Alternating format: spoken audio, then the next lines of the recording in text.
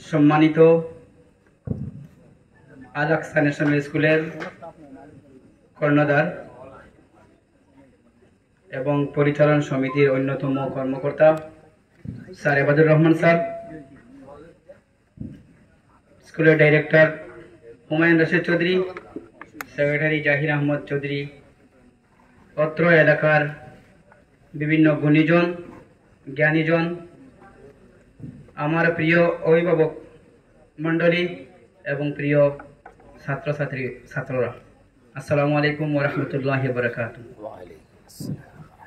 যখন এই স্কুলের শুরুয়াত হয়েছিল 2022 সালের নভেম্বরের 24 তারিখে আমি অ্যাপয়েন্টমেন্ট পেয়েছি। সেই সময় স্কুলের এই বিল্ডিং ঘর এখানে ছিল না, ছিল এলংজুরিতে নিয়ার পেট্রোল পাম্প। সেখানে অফিসিয়ালি এই স্কুলের যাত্রা শুরু হয়েছিল এবং আমরা 13 জন শিক্ষক এখানে দায়িত্বভার গ্রহণ করেছিলাম এবং পাঠদান শুরু করার আগেই কোনো এক কারণে আমাদেরকে সেখান থেকে সরে আসতে হলো এবং এখানে আসা ভালোই হয়েছে। যারা আপনার বেশিরভাগ এই অঞ্চলের মানুষ, এই এলাকার বা এই স্থানের অবস্থান কিভাবে ছিল আর এখন কিভাবে রূপ হয়েছে তা আপনারা নিশ্চয়ই অবগত আছেন। তাই ভালো হয়েছে, এই জন্য বলছি আমি, আগে যেখানে ছিলাম যে বিল্ডিং এ সেখানে কোনো স্পেস ছিল না, কোনো খেলার মাঠ ছিল না, গাড়ি পার্কিং এর ব্যবস্থাও ছিল না, বা এখানে যে এনাফ রুমগুলো আছে সেখানে এত রুমগুলো ছিল না। তাই আমরা প্রথম বছর বা প্রথম শিক্ষাবর্ষ কাটিয়েছি এখানে। আমি প্রিন্সিপাল রূপে ছিলাম, আপনাদের সবার সহযোগিতায় 1 বছর সুন্দরভাবে কাটিয়েছে। আমার ব্যক্তিগত কারণে আমাকে চলে যেতে হয়েছিল, তাই আমি অন্য চলে গেছি। বর্তমানে আমি বদরপুরে একটি স্কুলের প্রিন্সিপাল পোস্টেই আছি। তো আমাকে গতকাল হুমায়ুন ভাই আমার ঘরে গিয়েছিলেন, রাত্রে গিয়ে বললেন, না স্যার আপনাকে হোয়াটসঅ্যাপে মেসেজ দিতে পারতাম, ফোন করে বলতে পারতাম, কিন্তু আপনাকে ঘরে এসে বলছি আপনাকে আসতেই হবে। তার আগে এই স্কুলের সঙ্গে আমার অনেক, যদিও আমি চলে গিয়েছি কিন্তু এই স্কুলের সঙ্গে যোগাযোগ, যদি কোনো আমি স্টুডেন্ট পাই করিগঞ্জ যাওয়া আসা করতে কথা বলি, ফখরুল স্যারকে প্রায় পাওয়া যায়, সাইদ স্যার, হুমায়ুন ভাইকে তো প্রায় সময় ফোনে খবর নেই। এই স্কুলে যেভাবে অগ্রগতি হচ্ছে তা শুনে অত্যন্ত খুশি হয়েছি এবং ভেরি রিসেন্টলি গত 8 অক্টোবর বা 10 অক্টোবর তারিখে যে সবগুলো অর্ডারগুলো স্কুল পেয়েছে তা শুনে আমি অত্যন্ত আনন্দিত হয়েছি এবং এই স্কুলের বা এই এলাকার সঙ্গে আমার কোনো বিরোধ নেই। আমি স্পষ্ট বলছি, বিরোধ থাকলে আজকে আমি আসতাম না, বা স্কুল কর্তৃপক্ষ আমার প্রতি কোনো বিরোধ নেই, না থাকলে ওরা করে গিয়ে আমন্ত্রণ আমাকে দিতেন না। কথা হলো বিভিন্ন সুবিধা অসুবিধায় আমাদেরকে আমাকে ডিসকন্টিনিউ করতে হয়েছে, কিন্তু যখন স্কুলে পারমিশন পেয়েছেন গুয়াহাটি থেকে আমাকে হুমায়ুন ভাই আমাকে এইসব পিডিএফ গুলো আমাকে অলরেডি দিয়ে দিয়েছেন এবং বলছেন, স্যার আমি খুবই খুশি হয়েছি, আপনাকে শেয়ার না করে পারছেন। আমি বলছিলাম, sir big congratulation to you, I am also very happy to see the all out development of our school. খুবই আনন্দিত হয়েছি। এই স্কুলে যখন যাত্রা শুরু হয়েছিল সে সময় জাহির ভাই, হুমায়ুন ভাই আর আমি ঘরে ঘরে মাঠ চষে বেড়েছিলাম। আমরা হাত ধরেছিলাম ফখরুল ভাইয়ের হাত ধরে এবং মনে কিছু নেবেন না, অনেক মন্তব্য করেছেন আমাদের ব্যাপারে যে বহিরাগত শব্দ বলে।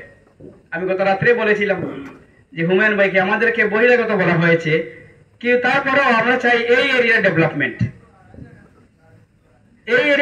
চাই আমরা। এই এলাকা যদি উন্নত হয়, তাহলে যদি ডক্টর, ইঞ্জিনিয়ার বা আরো কিছু হন, তাহলে আমরা অত্যন্ত খুশি হব যে এই এলাকা থেকে আমাদের স্কুলের বাচ্চারা পড়াশোনা করে খুশি হয়েছে। আমরা ওদের বলবো না তোমার বেতন থেকে একটা পোর্শন দিয়ে দাও, আমরা ওদেরকে বলবো না তুমি ইঞ্জিনিয়ার হয়েছো তোমার টাকাগুলো আমাকে দিয়ে দাও, তা বলবো না। আমরা মনে প্রাণে খুশি হব, কারণ শিক্ষক জাতি এমন এক জাতি যারা অন্য ছেলেমেয়ের খুশিতে, জয়ে, সাফল্য আনন্দিত হই। এই স্কুলে গত 1 বছর আগে যেভাবে ডাইসকোড নিয়ে এবং পারমিশন নিয়ে অনেক জলগুলো হয়েছে, অনেক কথা হয়েছিল, সেই সময় অনেক অভিভাবকরা ছাত্রদেরকে নিয়ে গিয়েছিলেন, ডিসকন্টিনিউ হয়ে গিয়েছিল অনেক ছাত্রছাত্রীরা। কিন্তু তারপরও স্কুলের ডিরেক্টর বা স্কুলের কর্মকর্তা যারা আছেন ওরা কিন্তু হাল ছাড়েননি। ওরা বললেন, না যা হওয়ার হবে, আমরা স্কুলকে এগিয়ে নিয়ে যাব। সেই যে অধ্যবসায়, সেই যে মনের মানসিকতা, সেই মনের মানসিকতার জন্য আজকে স্কুল এই পর্যন্ত এগিয়েছে। কিন্তু পরিতাপের বিষয়, একটি কথা না বলতে পারছি না যে শতাধিক ছাত্রছাত্রী এখানে আছেন নিশ্চয়।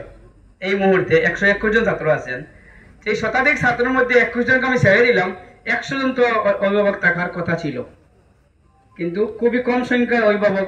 আজকে চেয়ারগুলো পূর্তি করা হয়েছে এই ছাত্রদেরকে নিয়ে, যারা আমাদেরকে দোয়া দান করবে, ওরা কোরআনে হাফিজ। কিন্তু অভিভাবক যদি আমরা সচেতন না হই, কোনো অবস্থায় উন্নত হবে না। স্কুলের আমি আগে বলতাম বা এখনো বলি যে স্কুলে শিক্ষিকারা পাচ্ছেন মাত্র 5 ঘন্টা, আর আপনারা পাচ্ছেন 19 ঘন্টা। আপনারা ওদেরকে বেশি সময় দিতে হবে। আমাদের এই 5 ঘন্টা কিন্তু সাফিসিয়েন্ট নয়, it's not enough. Okay, 163 number, 163 জন ছাত্র যদি হন, আর এখানে অভিভাবকের সংখ্যা তো 25-26 জন। আপনারা অনুপাত গণে নেন, আপনারা পার্সেন্টেজ কাউন্ট করে নেন, কত পার্সেন্টেজ আমরা এখানে এলাম। তাই পবিত্র কোরআনে আল্লাহ বলেছেন, যতক্ষণ না পর্যন্ত আমরা নিজে পরিবর্তনের দিকে এগোবো, কোনো অবস্থায় আমাদের পরিবর্তন হবে না। আমাদেরকে পরিবর্তনের জন্য এগোতে হবে, না হলে কোনো অবস্থায় আল্লাহ তাআলা আমাদেরকে পরিবর্তন করে দেবেন না। আর আমি এক আয়াত পড়েছিলাম সূরা 3 থেকে, যে লাকাদ খালাকনাল ইনসানা ফি আহসানি তাকওয়িম। আল্লাহ তাআলা বলেছেন যে মানুষদেরকে সবচেয়ে সুন্দর গঠন দিয়ে তৈরি করা হয়েছে। আজকে আমাদের চোখের সামনে যত সব ডেভেলপমেন্ট, উন্নতি দেখতে পাচ্ছি, এই সবগুলো হলো বাহ্যিক মানুষের কৃতকার্য। কারণ মানুষের বুদ্ধিমত্তা দিয়েছেন, মানুষের মধ্যে কথা বলার শক্তি দিয়েছেন, ইনসানের নাতিক বলা হয়। মানুষের মধ্যে যে সুন্দর গঠন আকৃতি দিয়েছেন, এজন্য বলা হচ্ছে আশরাফুল মখলুকাত। তাই একমাত্র মানুষের দায়বদ্ধতা হলো এই সমাজকে সুন্দরভাবে গঠন করে নিয়ে যাওয়া। আর এই সমাজকে কুপথে পরিচালিত হচ্ছে যেখানে যেখানে তা মানুষরাই করছেন। এজন্য আমাদের স্কুলের মট্টো ছিল যে, বা এখনো আছে, টু গিভ moral education। যে morality is very important for us। নৈতিকতা যদি থাকে না, তাহলে এই নৈতিকতা যদি অবক্ষয় হয়ে যায়, তাহলে মানুষের মধ্যে মনুষ্যত্ব আর থাকবে না। নৈতিকতা সম্পর্কে বিভিন্ন সমাজবিজ্ঞানীরা বলেছেন যে নৈতিকতার পাঠদান। ইমানুয়েল কান্ট, জার্মান ফিলোসফার, উনি বলেছেন যে যখন যার মধ্যে থাকবে morality, he or she will be happy. যার মধ্যে থাকবে মূল্যবোধ বা নৈতিকতা, সে খুশি থাকবে।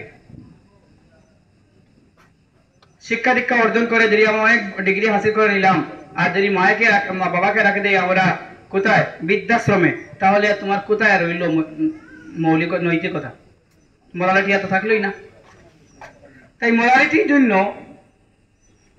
বা নৈতিকতার জন্য যে নীতিমালা বা নৈতিক শিক্ষা দেওয়া হয়, মোরাল এডুকেশন দেওয়া হয়, এইভাবে এই মনোভাব নিয়ে আমাদের এই স্কুলে যাত্রা শুরু হয়েছিল। এবং ইনশাআল্লাহ যতদিন এই স্কুল থাকবে, নৈতিকতার উপর ভিত্তি করে পাঠদানও চলবে। তাই আমি সবার প্রতি আহ্বান জানাচ্ছি যে সহযোগিতা করার জন্য, যেভাবে স্কুলটি গড়ে উঠেছে, স্কুলের আরো উন্নতি হোক, আরো অগ্রগামী হোক। পারমিশন হয়ে গেছে আপ টু ক্লাস 12। যদি সময় সুযোগ হয় তাহলে সায়েন্স, আর্টস, কমার্স এবং 3টি পারমিশন নেওয়া হয়ে গেছে। এইসবের দরকার আছে সর্বপ্রথমে পরিকাঠামো। এই পরিকাঠামোর জন্য সহযোগিতার প্রয়োজন। কাদের সহযোগিতার প্রয়োজন? যারা আপনারা এখানে এলাকাবাসী আছেন।